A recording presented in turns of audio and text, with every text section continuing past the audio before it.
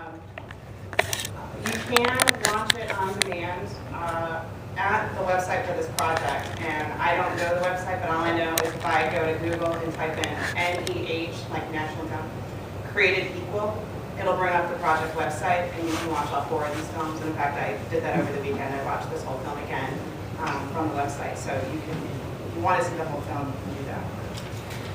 All right.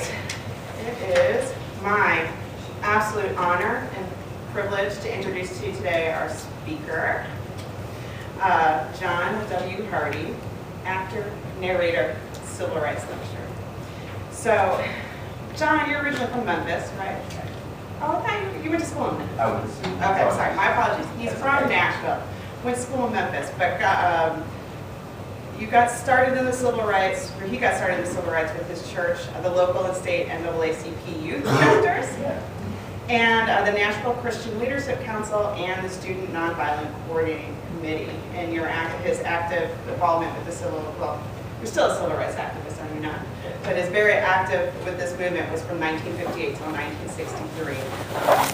I've got this wonderful bio, and I can talk about all the great lunch counter sit-ins you did, and your protest marches, and your boycotts, but I think I'm going to let you come up here and share your experiences yourself with our group. So again, please give a warm welcome to one of my favorite people on the planet, and our distinguished speaker today, John W. Hardy.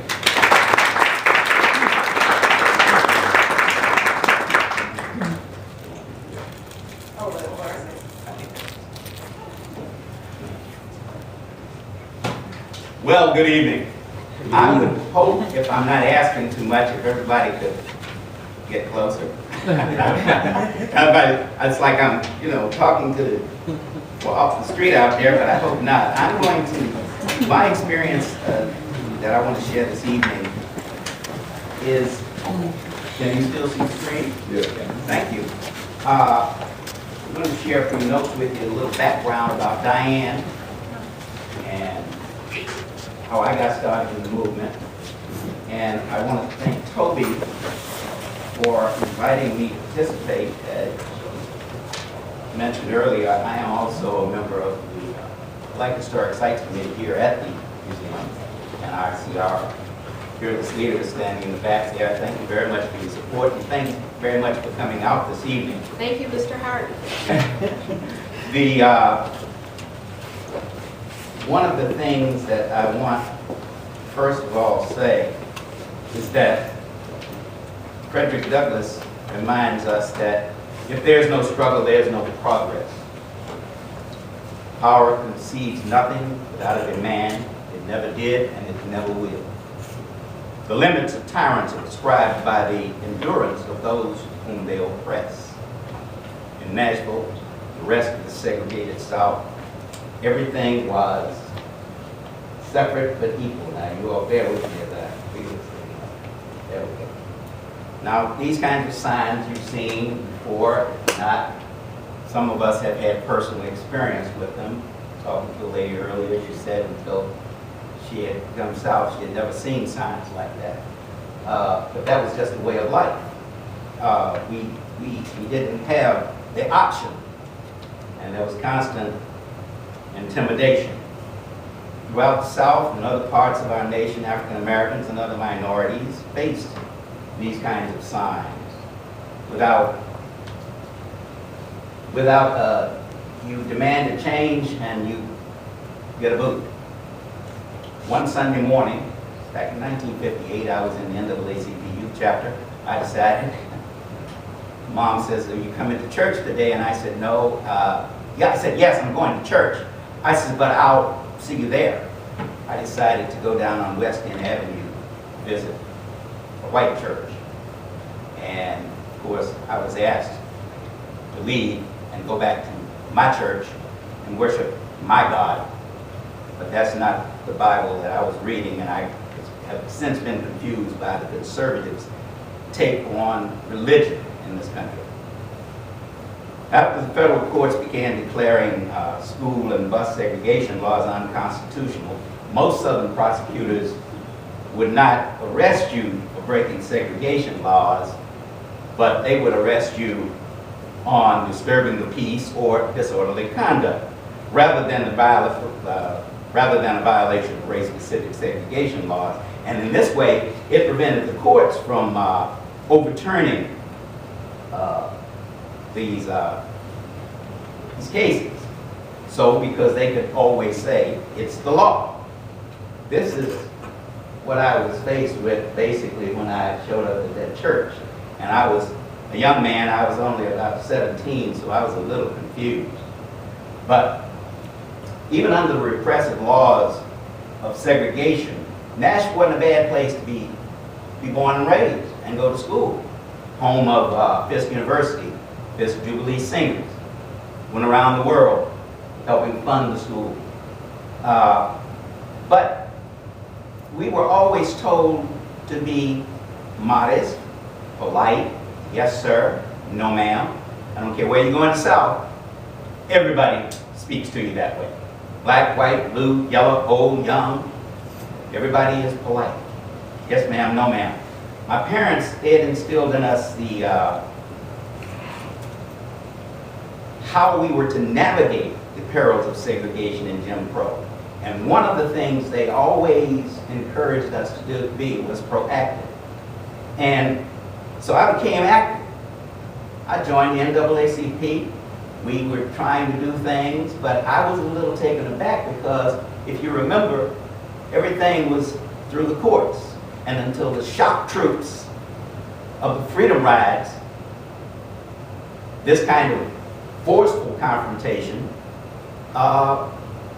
from the mobs had not really been seen other than on the lunch counter, which is why Freddie talks about CORE being a little naive, is that they thought they were just going to come down, ride through the South, everything would be over, challenge the system, you know, get on camera, what have you, and move right ahead.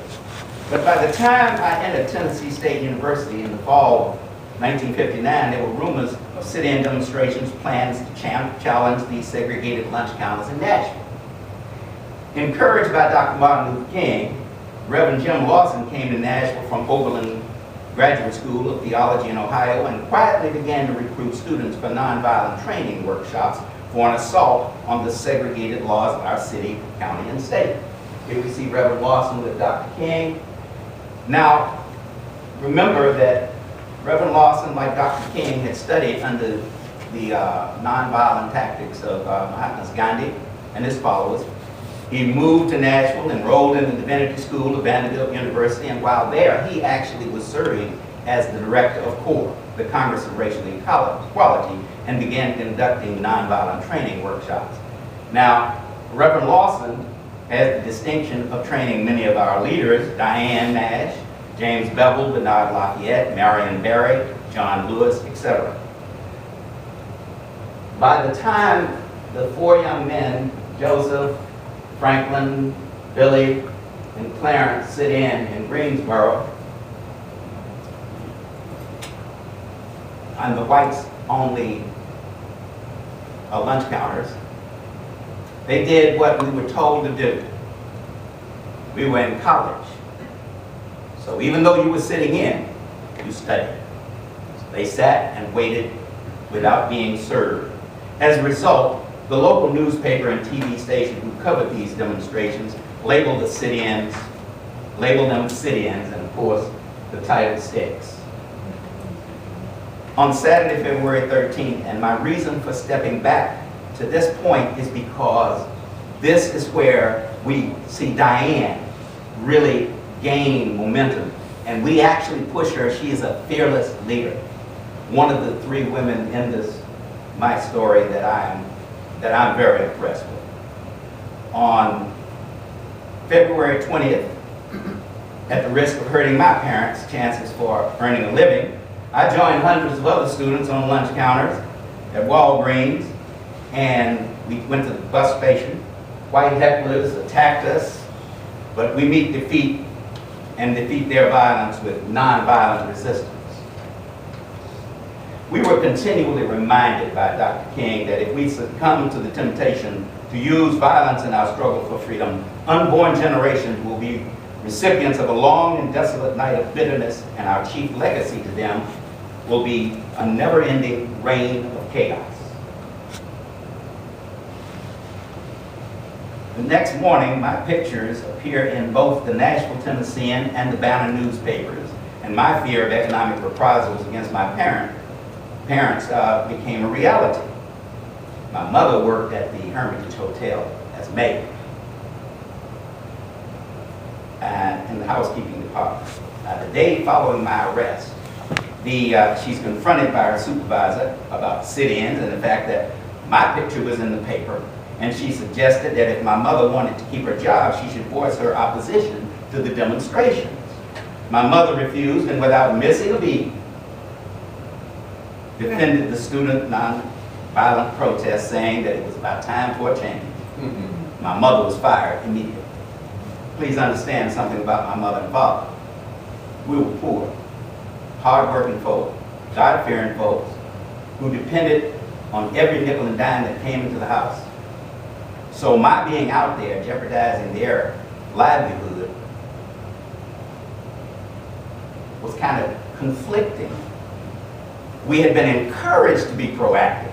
We had been encouraged to stand up for our rights, and yet now my mother's losing the job because I stood up.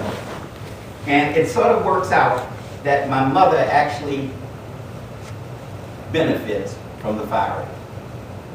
She goes from that job to David Lipscomb College, where she worked for many years, and ended her career as a dorm mother at Fisk University at Crossway Residence Hall, where she worked for many years before her death in 1970.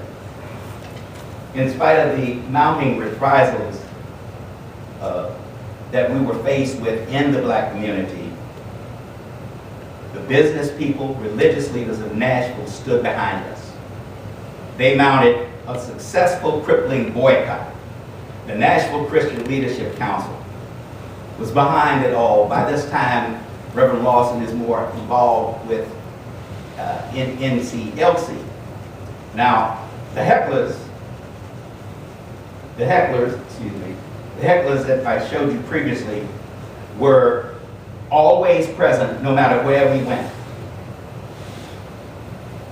The city tries to intimidate us to break up the boycott with mass arrests to fill the overflowing jails. Jailing the students failed to break the movement, and it united the students, and the community stood behind us. When 81 of the students are convicted of disorderly conduct, we refuse to pay the fines, choosing instead to serve time in jail. Reverend Kelly Miller Smith was the head of the NCLC. That's Diane. And in this courtroom scene, we see Diane at the center, front and center, and the white-haired gentleman over toward the inset picture is Z. Alexander Luby, whom in just a moment I'll show a picture.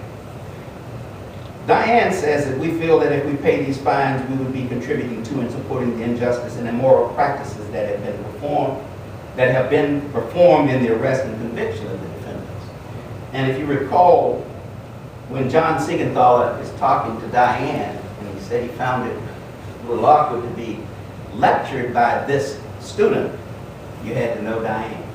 When she made up her mind, she was quite compelling. Reverend Lawson gets expelled from Vanderbilt. A few days later, Z. Alexander Luby, our lead attorney's house, is bombed. And that was April 21st of '60. We arranged for a mass meeting at Fisk University's chapel, standing room only. And here in this picture, that's me on your left, John Lewis on my right. Matthew Walker is behind me, who is also featured throughout the film, local boy. And who all students at either Tennessee State, Fisk, Vanderbilt, Meharry, and American Baptist Theological Seminary, where John, Bernard, James Bevel all attended school. Marion Berry was at Fisk.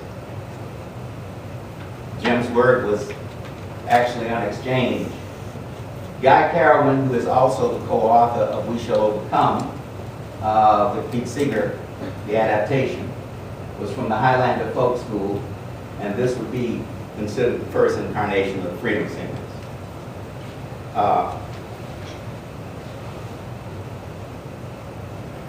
The because of the bombing and the mass meeting, over 5,000 people marched downtown, with Diane leading the way with C.T. Vivian, Bernard Lafayette, Curtis Murphy is behind him, and we reached the City Hall. Now this is what Diane is talking about and what Freddie is talking about when they talk about our experience. We've been beaten, we've been spat upon, we have faced some brutality just to integrate lunch counters. Diane asked Mayor Ben West, who by the way was considered a moderate, and black people in Nashville supported him. And my favorite little story is that my mother was head of the Usher Board Church and very involved in the community, public speaker. You may be able to tell I got something from her. She could walk into the mayor's office and the secretary would say, "Mr. Ben, Miss Mamie is here again. Must be Women's Day." Because he was often the speaker. He worked in the community. We got along together. My first political efforts as a youngster was passing out flyers for the moderate politicians. There weren't any black moderate politicians, but the white moderate. You get it. At any rate, Diane is pointed. She asked the mayor if he thought that segregation and all of its tentacles was immoral. Mayor West, I think, startled a lot of people. He agreed that segregation was wrong, immoral, and that things had to change. But he's also the same mayor who, early on in trying to get us to stop sitting in, to say we can split the lunch counters down the middle, we'll put a rail between everybody and everybody can, you know. But he owned up to his own faith and his own belief because he was a religious man, a spiritual man. And of course, as a result, Nashville became the first city in the South to integrate its public facilities. That was my experience coming into the movement, if you will. Now, I would be remiss if I didn't tell you a little something about how we got started. If you ever heard of the name Ella Josephine Baker, has anyone in here heard of her? Ella Josephine Baker actually had come south to work with Dr. King and work in movement. But Miss Baker found it a little static, a little sluggish. She didn't think they were moving fast enough, and she found the excitement that she felt the movement needed in the students. So she called all the leaders from all over the South to this meeting at Shaw University. Her alma mater, by the way, which she was the class valedictorian of 1927, to form an organization. This organization later becomes SNCC, the Student Nonviolent Coordinating Committee. In order for us as poor and oppressed people to become part of a society that is meaningful, the system under which we now exist has to be radically changed. It means facing a system that does not lend itself to your needs and devising means by which you can change that system. My homage to Ella Josephine Baker, whom I don't believe we would have ever formed the tight cohesiveness of SNCC were it not for Ms. Baker. At this point, we have integrated our lunch counters and other public facilities, but not the bus station, the train station, etc. As you've seen in the film, we met with even more radical violence by this time. But Hank Thomas here on my right, and James Foreman, Genevieve, they come together and decide that they're going to have the Freedom Riders. I call the Freedom Riders the shock troops of the movement. At this point, we're faced with some challenges. SNCC now realizes that the mission cannot stop. It is bigger than any lunch counter. So now everyone begins to evaluate their lives and commit themselves to struggle, continuous struggle. I dropped out of Tennessee State and started to work as a full-time volunteer, unpaid, in our Nashville office. By the spring of '61, I'm a full-time paid SNCC field representative.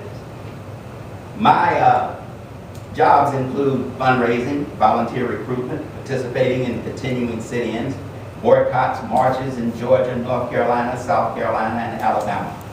Later, I'm assigned to do research in voter registration statistics and set up voter registration training classes. I point this out because what a lot of people have tended to do over the years is see the freedom rides as sort of some separate component of the mass civil rights movement. That was the only thing going on. But sit-ins were continuing in other parts of the South.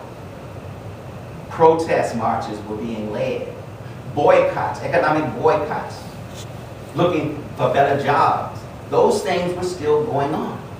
However, it is my belief that were it not for the things that happened as a result of CORE's idea and then SNCC picking up the mantle, the freedom rides with all of the drama and the violence, that we saw that courts were slow, but getting out there, confronting the enemy, brought it right to the doorstep. Now, one note you might find in doing your own back research, if you don't know this, is that CORE had actually had a freedom ride back in 1947. And of course, there are other people who had actually been on trains. What's the young lady's name? Everybody, come on, I know there's somebody in here who knows who I'm talking about, who sued the train riding in separate cars, and this was way before the city. Ida B. Wells, thank you. Another name you might want to put in your memory bank. You've already seen segments. I have given you in your hands a book list, and at the top of the book list is the author of the book Freedom Rider, which this documentary film is actually based upon. Many of the names that are mentioned in that book and or in that film is in his book. It is at the top of your list. I've given you a map which shows the rides, the route of the rides. And please notice that if you watch the film, if any of you that have seen the film, as things got more heated, there was a convergence from all over the country into Jackson. Now, of course, we've heard about the bus barn burning in Anniston. And I have to say that even though the Kennedys, who had other things in mind, and by the way, we already heard, and I think most of us know, that they were more concerned about the international scene. And they viewed sit-ins and protest marches and freedom rides as just a thorn in the side, getting in the way of the bigger picture, and wished that we had gone away. Now, as John Siegenthaler talked about Diane and the fact that we had a meeting and decided we weren't going to let violence slow us down, which is why I gave you another sheet, which is not on my slides, but it's about the misconceptions of nonviolence. How many of you understand what nonviolence really is? I know a lot of people in this room do. Some faces I recognize. It says nonviolent, no fighting back, right? A lot of folk have the strange misconception that this means that you're just chicken, you don't want to fight. The reality is that it takes more to take a blow from somebody standing up for what you believe in than the person throwing the blow. And the effect was so diametrically opposed to what people had expected or were expecting, that it really caught them off guard. They really didn't know what to do after that. Now, after Attorney General Robert Kennedy calls for a cooling off period, meaning that courts should halt the freedom rides, he blames extremists on both sides for the violence. Can you imagine nonviolent people being extremists, being violent, causing violence? I say to you that I would demand my rights.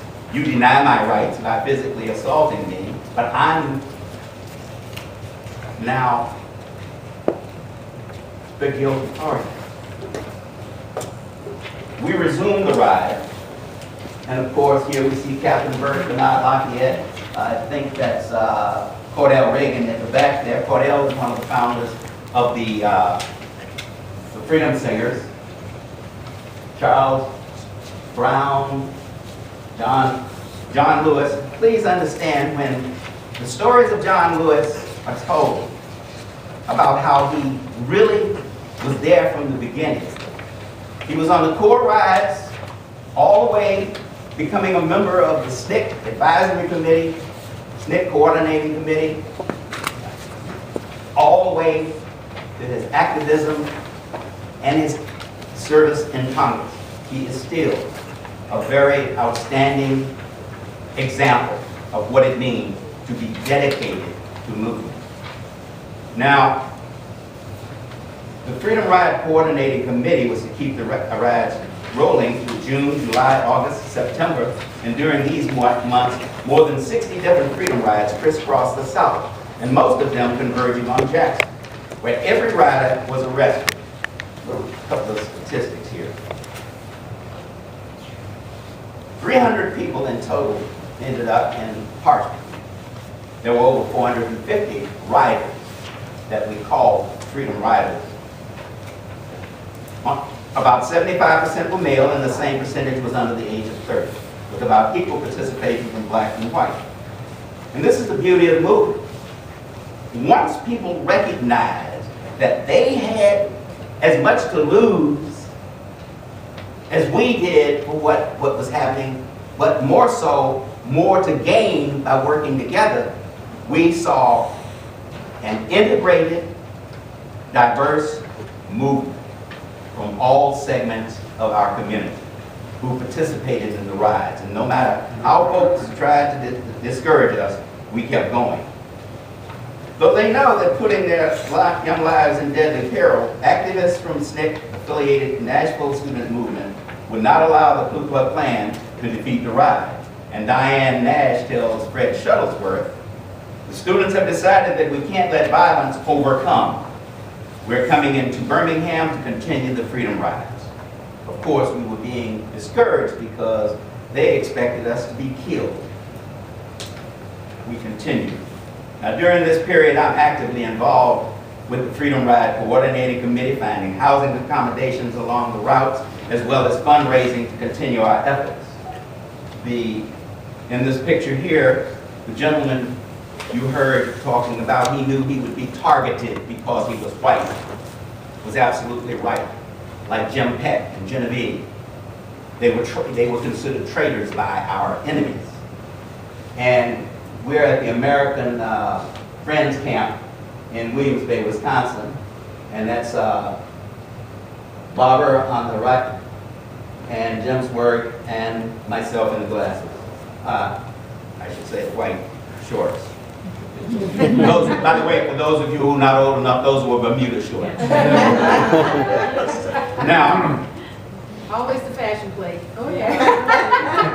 As the rides continue, the violence escalates, and when the buses pull in, as you can tell from the film, they're attacked again by yet another waiting mob, and reporters and photographers are also brutally beaten. One of the things that really happened here is that now people are recognizing that the world is seeing what's going on. So the target of the first attacks, wave of attacks, occurred against the photographers and the news reporters. I think it was Howard K. Smith, who was in the film, who says that one fell right at his feet. John Siegenthaler